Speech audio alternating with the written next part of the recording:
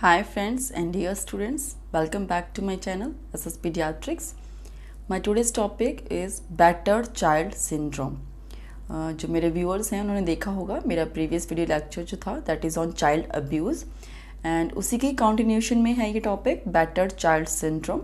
Basically क्या होता है जब किसी हमारा जो भी पीडियाट्रिक पॉपुलेशन के जो इंडिविजुअल्स हैं अगर किसी भी चाइल्ड के साथ जो है अगर कॉन्टीन्यूसली चाइल्ड अब्यूज़ हो रहा है, किसी भी फॉर्म का अब्यूज़ हो रहा है, तो उनकी बॉडी पे हम डिफरेंट सेम जो साइंस हैं वो नोटिफाई कर सकते हैं. इंजरीज हो सकती हैं या वेरियस साइंस हम उनमें ऑब्जर्व कर सकते हैं, सिम्टम्स ऑब्जर्व कर सकते हैं.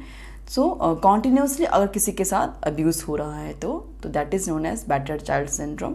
सो उसी के रिगार्डिंग मुझे आप टॉपिक डिस्कस करना है. So let's start with the topic battered child syndrome. So, battered child syndrome, the set of symptoms or injuries and sign of mistreatment which is seen on a severely or repeatedly abused child. अगर कोई बच्चा जिसके साथ बार बार कुछ mistreatment हो रही है या बार बार उसका अब्यूज़ हो रहा है तो उसकी बॉडी पे हम कुछ साइंस ऑब्जर्व कर सकते हैं, कुछ सिम्टम्स दिखाई देंगे और सेट ऑफ इंजरीज भी उसकी बॉडी पे हमें विजुलाइज हो सकती हैं. So that is the battered child syndrome. So let's start the topic.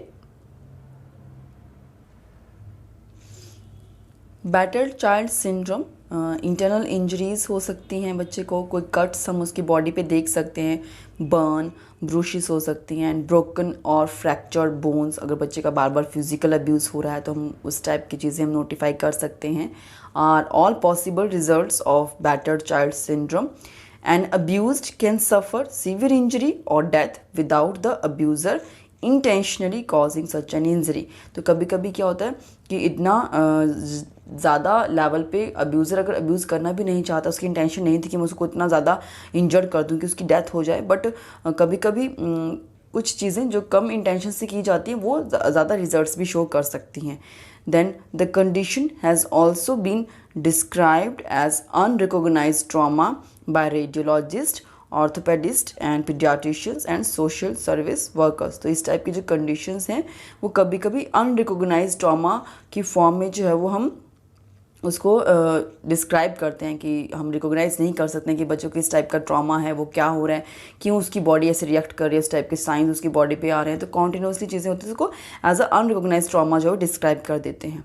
Shaking an infant can cause bleeding in the brain. जैसे कभी बहुत छोटा इन्फेंट एज ग्रुप के अगर हमारे पास बच्चे हैं और उनको वो कॉन्टिन्यूसली क्राई कर रहे हैं, हम कभी कभी फ्रस्ट्रेशन में या स्ट्रेस में बच्चे को लिया, जस्ट शेक आउट कर दिया कि जस्ट चुप हो जाओ, चुप हो, जैसे शेक आउट कर दिया एकदम से, तो वो कहीं ना कहीं बच्चे का जो शेकिंग जो हमने किया उसकी वजह से उसको सबड्यूरल हेमेटोमा भी हो सकता है which result in the permanent brain damage और death of the infant. You can see in this image, जैसे इसको बेबी को होल्ड किया है इन्फेंट को और जैसे शेक कर रहे हैं. The child is held around the chest and violently shaken back and forth and this cause the extremities and the head to flail back and forth in a whiplash movement which leads to the subdural hematoma. Differential diagnosis of battered child syndrome हम कैसे identify कर सकते हैं clinical findings के through.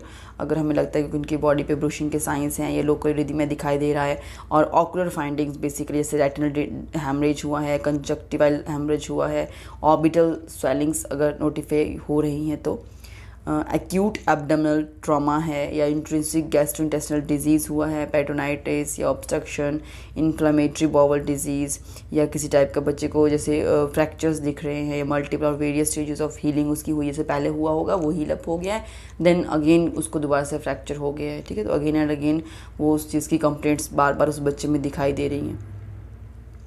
The child abuse prevention and treatment act, अगर इस तरीके के कुछ बार बार अब्यूज़ बच्चे का हो रहा है इस तरीके से, तो हमें child abuse prevention treatment act के अंडर जो है वो चीज़ें ऑब्जर्व करनी चाहिए, उसको फॉलो करना चाहिए. And act was originally enacted in public law 93/247. Basically child abuse को प्रिवेंट करने के लिए ही ये बेसिकली एक्ट को जो है वो डिसाइड किया गया था. And the law was completely written in the Child Abuse Prevention, Adoption and Family Services Act of 1988, and it was most recently amended in 2003. This act is aimed at preventing sexual abuse of the children by providing preventive mechanisms, victim protection, incidents उस time पे क्या हुआ क्या नहीं हुआ, चीज़ें properly report out करना, उनकी रजिस्ट्रेशन होना, वो मैकेनिज्म प्रॉपरली चलना, एंड इन्वेस्टिगेटिव प्रोटोकॉल्स को भी इसमें पूरा इंक्लूड किया गया है, कोर्ट प्रोसीजर कैसे कैसे चलेगा, so that to serve the best interest of the children and for their rehabilitation and punishment of perpetrators of sexual crime. Major provisions of the Act are: the Act provides assistance to states to develop child abuse and neglect identification and prevention programs. ऐसे start करने चाहिए state wise so that कि हम identify कर सकें कि ऐसे कौन से बच्चे जिनका child abuse हो रहा है और वो neglect हो रहे हैं.